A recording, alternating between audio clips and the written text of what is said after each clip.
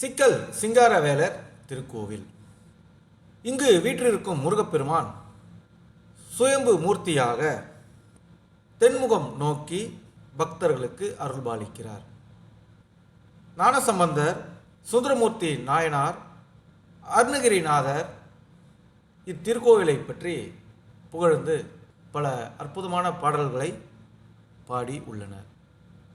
இங்கு வீற்றிருக்கும் சிவபெருமான் நவநேதீஸ்வரர் என்றும் அன்னை சக்தியாய தாட்சினி என்ற நாமத்தாலும் வணங்கப்படுகின்றனர். இப்படி பல அற்புதங்கள் நிறைந்த இத்திருக்கோவிலின் வரலாறு மற்றும் சிறப்புகள் பற்றி நாம் இந்த காணொளியில் காண இருக்கின்றோம். நான் உங்கள் கார்த்திகேயன். வாங்க பார்க்கலாம்.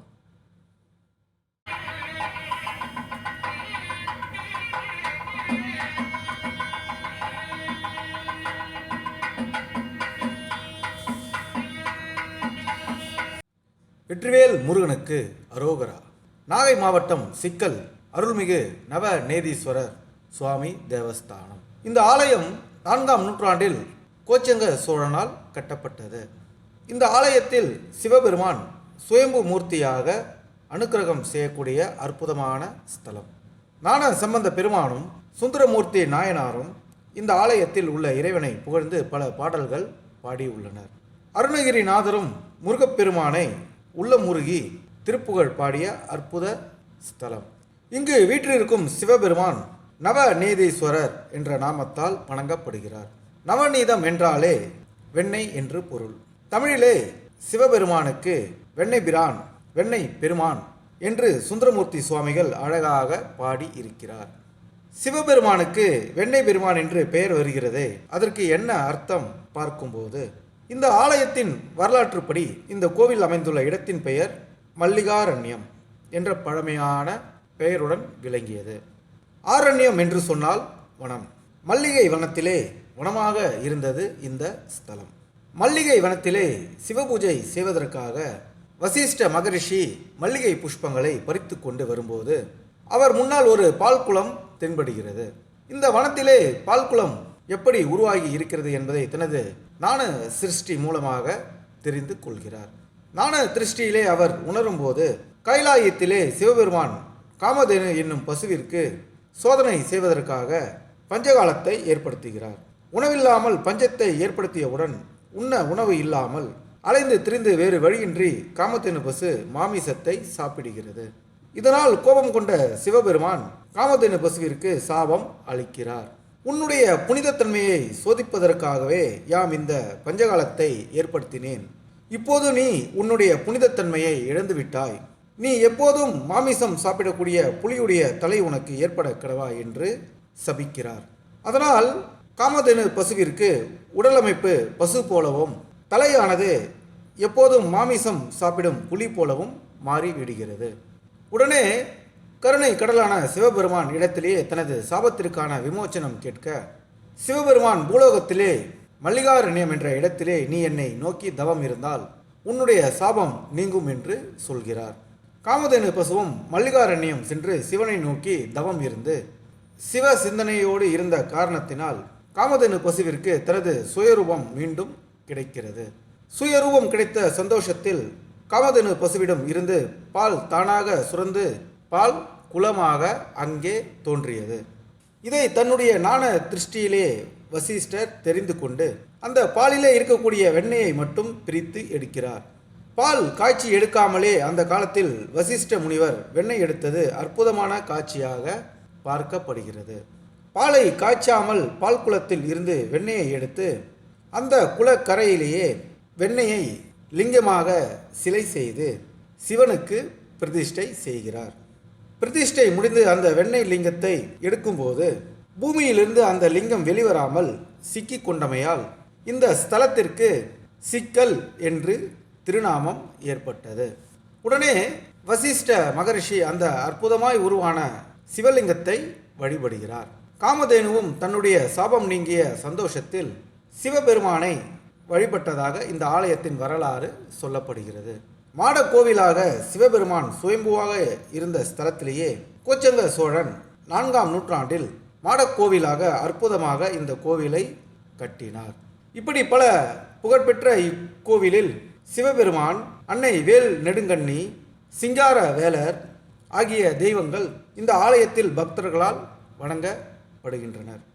பின்பு இத்திருக்கோவிலை நகரத்தார் பெருமக்கள் கோவிலின் ராஜகோபுரம், உள் பிரகாரங்கள் திருப்பணிகள் மேற்கொள்ளப்பட்டு இந்த ஆலயத்தில் 6 கால பூஜை சிறப்பாக செய்யப்பட்டு வருகிறது. பராசக்தி சிவபெருமானுக்கு நவ நேதீஸ்வரர் என்றும், அன்னைக்கு சக்தியாய தாட்சிணி என்ற நாமம் வடமொழியிலும், செந்தமிழிலே வேல் நெடுங்கண்ணி அதாவது வேலோன் கண்ணி என்றும் பெயர்.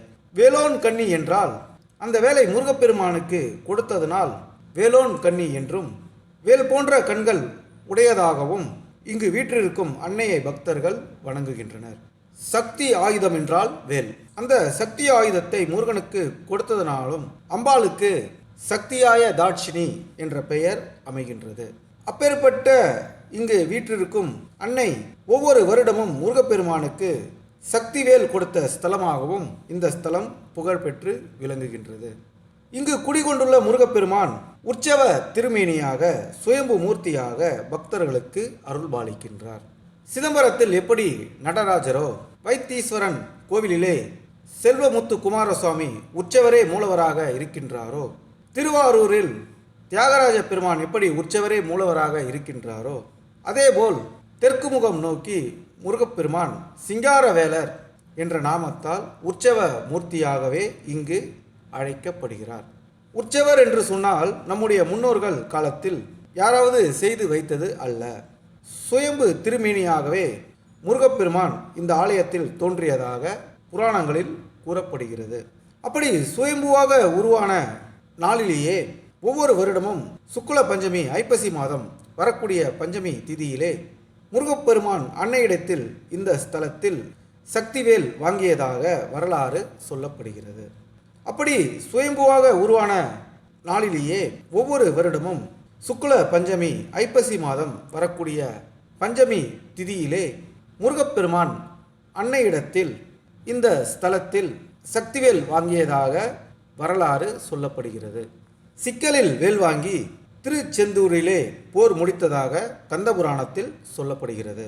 கைலாயத்திலே முருகப்பெருமான் பிரார்த்தனை செய்து சிவபெருமானிடம் 11 ஆயுதங்கள் பெறுகின்றார். அந்த ஆயுதங்கள் அனைத்தையும் சிக்கலில் வந்து அன்னை பராசக்தி வேல் நெடுங்கண்ணியை பூஜை செய்து அம்பாளிடத்தில் அதி அற்புதம் பெற்ற சக்திவேலை அன்னையிடம் பெறுகிறார். நாம் அனைவரும் முருகன் வேறு அல்ல, வேல் வேறு அல்ல என்றுதான் முருகப்பெருமானை வழிபாடு செய்கின்றோம். நம் முருகப்பெருமானுக்கு முதலில் அந்த வேல் என்ற சக்தி ஆயுதத்தை கொடுத்த புகழ்பெற்ற ஸ்தலம் இந்த சிக்கல் சிங்காரவேலர் ஸ்தலம். சிக்கலில் வேல் வாங்கி செந்தூரிலே போர் முடித்ததாக கந்தபுராணம் நமக்கு சொல்கின்றது. அப்பேற்பட்ட இந்த சக்தி வாய்ந்த வேலை ஒவ்வொரு வருடமும் பஞ்சமி திதியில் காலை வேளையில் தேரில் பவனி வந்து அன்னை கையிலே அந்த சக்திவேல் சாத்தப்பட்டு அம்பாளுக்கும் வேலுக்கும் அபிஷேகம் நடைபெறுகிறது. அபிஷேகம் முடிந்தவுடன் அம்பாளுக்கு தவக்கோலத்தில், அதாவது அம்பாளுக்கு வெள்ளை ஆடை உடுத்தி வேலை அம்பாள் கையிலே கொடுத்து திரை மூடப்பட்டு பின்பு இரவு முருகப்பெருமானுக்காக நடை திறக்கப்பட்டு தீபாராதனை செய்யப்பட்டு அந்த சக்திவேலை எடுத்து முருகப்பெருமான் கையிலே சாத்துவார்கள். சாத்திய மறுகணமே முருகப்பெருமானுடைய திருமேனி பனி படிந்தது போல மாறிவிடும். பிறகு முருகப்பெருமானை அவருடைய இருப்பிடத்திலேயே வைத்தவுடன் அந்த சன்னதி முழுவதும் சுவர்கள் எல்லாம் முத்து முத்தாக வேர்க்கும். முருகனுடைய திருமேனி முழுவதும் துடைக்க மறுபடியும் வேர்த்து கொண்டே இருக்கும். அப்பேற்பட்ட அற்புதமான மூர்த்தி நம் முருகப்பெருமான். வியர்வை சிந்தும் வேலவனாக அன்றைய தினம் பக்தர்களுக்கு முருகப்பெருமான் காட்சி தருகிறார்.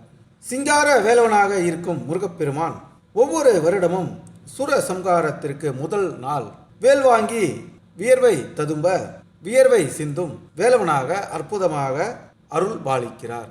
இந்த ஆலயத்தில் முருகப்பெருமான் முத்து முத்தாக வேர்ப்பது போல அற்புதங்கள் நிகழ்த்தி, நான் சிக்கலிலே இருக்கின்றேன், வேல் வாங்கிய நிகழ்வை நான் ஏற்றுக்கொண்டேன், நீங்கள் எப்படி வியர்வை சிந்தி உங்கள் குடும்பத்தை காப்பாற்றுகிறீர்களோ அதே போல நான் உங்களுக்காக இருக்கின்றேன் என்பதை உணர்த்துவதற்காகவும் இந்த உலகம் இன்புற்று வாழ வேண்டியும் ஆண்டவனே வியர்வை சிந்தக்கூடிய ஸ்தலமாக இந்த சிக்கல் சிங்காரவேலர் கோவில் பக்தர்களுக்கு எடுத்துக்காட்டாக அமைந்துள்ளது. பக்தர்கள் இங்குள்ள முருகப்பெருமானை சிக்கல்களை தீர்க்கும் சிங்காரவேலர் என்று வணங்குகின்றனர். இங்கு முருகப்பெருமான் தெற்கு நோக்கி காட்சி அளிக்கிறார். காரணம், சிக்கலிலிருந்து தெற்கு பக்கமாகத்தான் திருச்செந்தூர் அமைந்துள்ளது.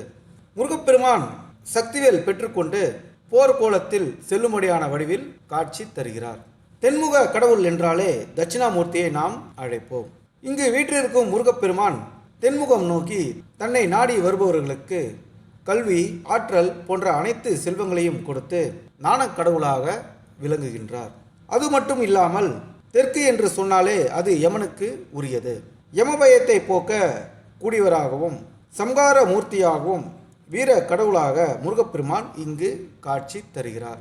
சிக்கல் சிங்கார வேலவனை தொட்டு மனதார வழிபட்டால் நம் வாழ்வில் உள்ள அனைத்து பிரச்சனைகளும் நீங்கி வாழ்வில் முன்னேற்றம் அடையலாம். சத்ரு சம்கார திரிசதை பூஜைகள், சத்ரு சம்கார ஹோமங்கள் செவ்வாய்க்கிழமைகளிலே முருகப்பெருமானை சிக்கலிலே வழிபட்டு தடைப்பட்ட திருமணங்கள், குழந்தை பேறு அனைத்தும் கிடைக்கப்பெறும் என்று பக்தர்கள் இங்குள்ள முருகனை வணங்குகின்றனர். இங்குள்ள முருகப்பெருமானுக்கு மாதத்தில் ஒரு நாள் மட்டுமே அபிஷேகம் நடைபெறுகிறது. ஆக வருடத்தில் 12 முறையும் மற்ற கந்தசஷ்டி, வைகாசி விசாகம், பங்குனி உத்திரம் ஆகிய சிறப்பு நாட்களிலும் இங்கு உள்ள முருகப்பெருமானுக்கு அற்புதமான பூஜைகள் நடைபெறுகிறது. மீண்டும் மற்றொரு பதிவில் சந்திப்போம். நன்றி, வணக்கம்.